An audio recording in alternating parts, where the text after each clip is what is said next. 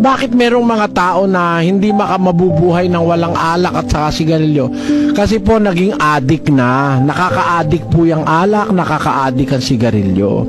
Tingnan yung mga drug addict ngayon, nagsasaksak pa nga ng injection eh. Nakaka-addict po yan. Ganito po kasi kahulugan yan, kapatid. Yung alcohol po, lason po yun sa katawan. Pagka inom ka ng inom ng may alcohol, gaya ng alak, nagkakaroon po ng deposito ng alcohol sa katawan mo.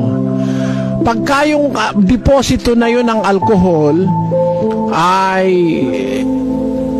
nagtatrabaho po yung ating atay, kung yung alcohol masama sa katawan, inaano po ng atay yun, inaalisan ng atay ng bisa yun.